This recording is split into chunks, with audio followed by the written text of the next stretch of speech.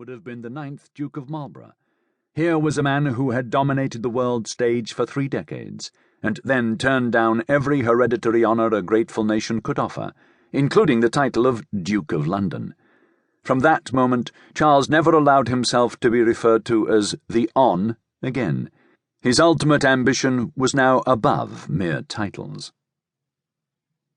Another undergraduate who listened to Churchill that night was also considering his future, but he did not view proceedings crammed between his fellow students at the back of the crowded hall. The tall young man, dressed in white tie and tails, sat alone in a large chair on a raised platform, for such was his right as president of the Oxford Union. Although Simon Kerslake was the firstborn, he had otherwise few of Charles Seymour's advantages. The only son of a family solicitor, he had come to appreciate how much his father had denied himself to ensure that his son should remain at the local private school. Simon's father had died during his son's last year at Lancing College, leaving his widow a small annuity and a magnificent McKinley grandfather clock. Simon's mother sold the clock a week after the funeral, in order that her son could complete his final year with all the extras the other boys took for granted. She also hoped that it would give Simon a better chance of going on to university. From the first day he could walk, Simon had always wanted to outdistance his rivals. The Americans would have described him as an achiever, while many of his contemporaries thought of him as pushy or even arrogant, according to their aptitude for jealousy. During his last term at Lancing, Simon was passed over for head of school, and he still found himself unable to forgive the headmaster his lack of foresight. Later that year, some weeks after he had completed his S-levels and been interviewed by Magdalen, a circular letter informed him that he would not be offered a place at Oxford. It was a decision Simon was unwilling to accept.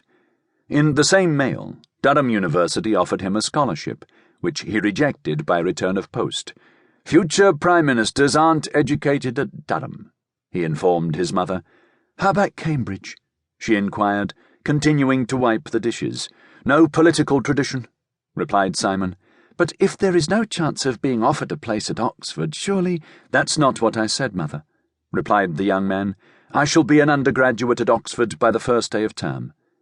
After 18 years of 40-yard goals, Mrs. Kerslake had learned to stop asking her son, "How will you manage that?" Some 14 days before the start of the Michaelmas term at Oxford, Simon booked himself into a small guest house just off the Iffley Road. On a trestle table in the corner of lodgings he intended to make permanent, he wrote out a list of all the colleges, then divided them into 5 columns, planning to visit 3 each morning and 3 each afternoon, until his question had been answered positively by a resident tutor for admissions. "Have you accepted any freshmen for this year who are now unable to take up their places?" It was on the 4th afternoon, just as doubt was beginning to set in, and Simon was wondering if, after all, he would have to travel to Cambridge the following week, that he received the first affirmative reply. The tutor for admissions at Worcester College removed the glasses from the end of his nose and stared at the tall young man with a mop of dark hair falling over his forehead. Alan Brown was the 22nd Don Kerslake had visited in 4 days. "Yes," he replied. "It so happens that a young man from Nottingham High School, who had been offered a place here, was tragically killed in a motorcycle accident last month." What subject was he going to read? Simon's words were unusually faltering. He prayed it wasn't chemistry, anthropology, or classics. Alan Brown flicked through a rotary index on his desk, obviously enjoying the little cross-examination. He peered at the card in front of him. "History," he announced. Simon's heartbeat reached 120. "I just missed a place at Magdalen to read politics, philosophy, and economics," he said.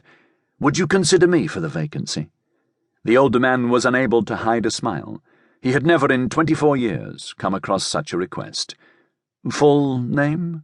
he said, replacing his glasses as if the serious business of the meeting had now begun. "Simon John Kerslake." Dr. Brown picked up the telephone by his side and dialed a number. "Nigel," he said, "it's Alan Brown here. Did you ever consider offering a man called Kerslake a place at Magdalen?" Mrs. Kerslake was not surprised when her son went on to be president of the Oxford Union. After all, she teased,